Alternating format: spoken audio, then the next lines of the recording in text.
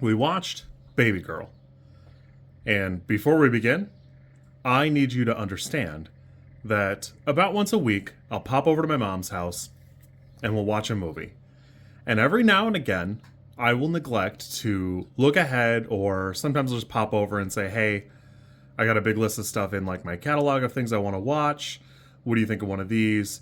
And we'll pick one and no big deal. Drive-Away Dolls was a little raunchier than I would have preferred. My mom is pretty cool. Pretty good. We get along super great, obviously. And boy, I don't know why I put this on my list, but I am glad that I watched it today and not on a Tuesday. And before we get into it, can we just take a moment to appreciate Nicole Kidman is 56, and boy, sheesh. Not to be that guy, but anyways. And I know why I even noticed this or noted it, because I watched No Hard Feelings with Jennifer Lawrence, and the age gap comes up there, and Matthew Broderick and his wife in the movie, if I recall correctly. So it wasn't like I picked it out of a hat and I didn't have my eye on it. I will admit that while this movie is pretty good and it's engaging, and I honestly had no idea what was going to happen next, I don't know that I would have done that. And it's perfectly fine. It is an erotic thriller. For its genre, it's pretty great. I just don't know. I don't know how many BDSM relationships are supposed to be predicated on playful but blackmail. It's blackmail. And whatever, do you. That obviously I am not the target audience for this, so there's some component of it that maybe it just doesn't land for me. And don't take that to mean that Nicole Kidman, Antonio Banderas,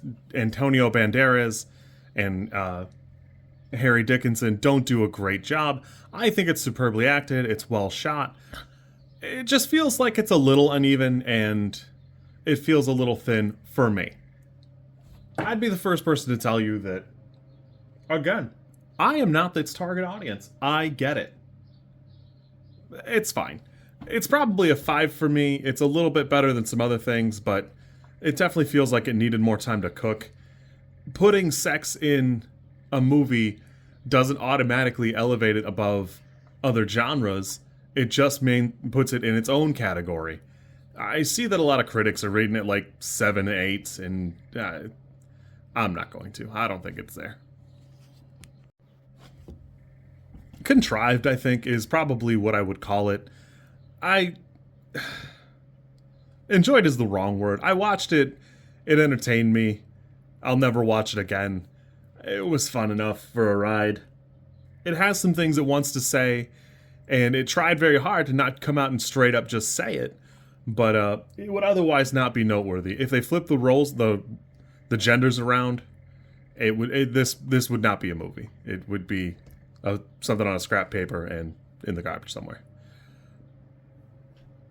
There you have it. Can't say I expect you to watch it based on this review. It does fall into a category of movies I don't know why I watched, really, and I don't know. There you have it. You kids be good. Props to Nicole Kidman.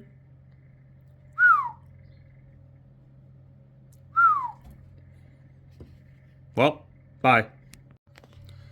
If you like this content, I'm supposed to ask you to like, comment, and subscribe. I think like is here, and comment is probably down there, and subscribe over there somewhere too, I think.